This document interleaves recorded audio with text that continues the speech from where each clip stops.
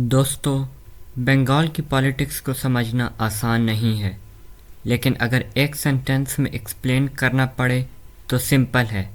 Mamata Banerjee has cracked the code of India's most complex vote base, और वो code है WM, Muslim and women.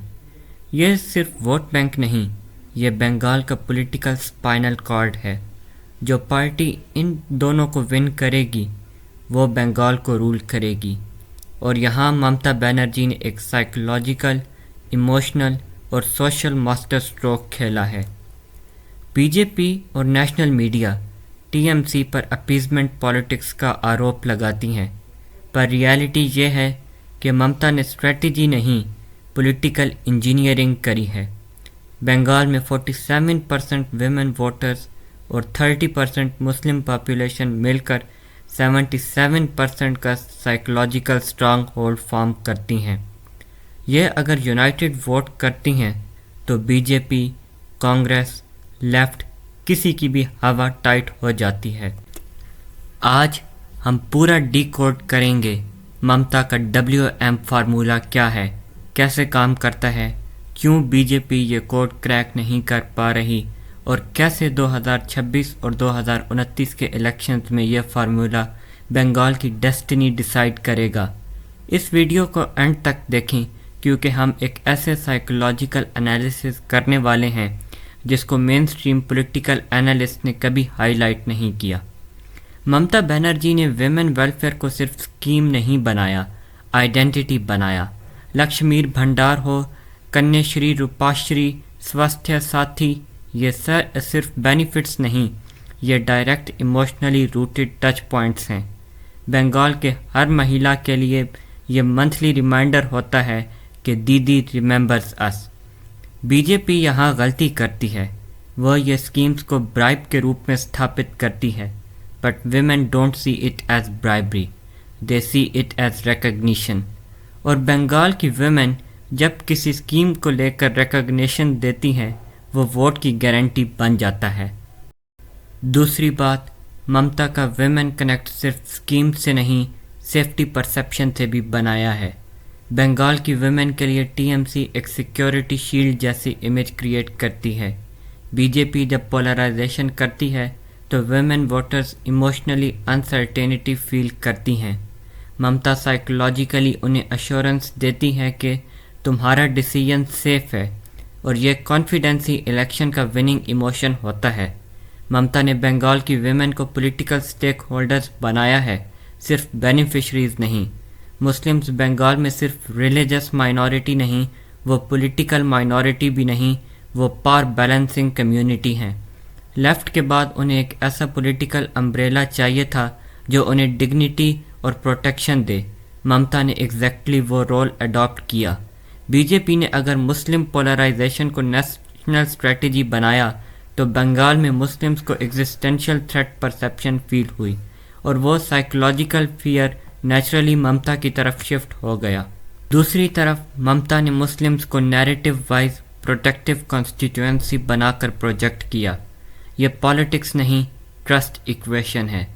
ममता बंगाल के Muslims को एक इंसानी लेवल पर ट्रीट करती हैं, वो उनको अपीज़ नहीं करती, उनको अश्योर करती हैं, और अश्योरेंस ही कॉन्फिडेंस बनकर स्टेबलाइजेज मुस्लिम वोट। यह साइकोलॉजिकल कनेक्ट बीजेपी क्रैक नहीं कर पा रही, और ये WM फार्मूला की बैकबोन है। ममता का असली फार्मूला ये है, विमेन इंडिपेंडेंटली वोट करती हैं, मुस्लिम्स कलेक्टिवली वोट करते हैं। दोनों ग्रुप्स जब एक साथ वोट करते हैं तो पॉलिटिकल अर्थक्वेक क्रिएट होता है। बीजेपी और लेफ्ट दोनों इस इक्वेशन को समझने में साइकोलॉजिकली फेल हुए, क्योंकि ये कास्ट पॉलिटिक्स नहीं, आइडेंटिटी पॉलिटिक्स है। इस मिक्सचर से ममता 2011, 2016 और 2021 सब कुछ जीती, और अब 2026 और बियॉन्ड के इलेक्शंस में भी यही कंटिन्यूटी दिख रही है। बीजेपी जब पोलराइजेशन करती है तो मुस्लिम्स कंसोलिडेट हो जाते हैं।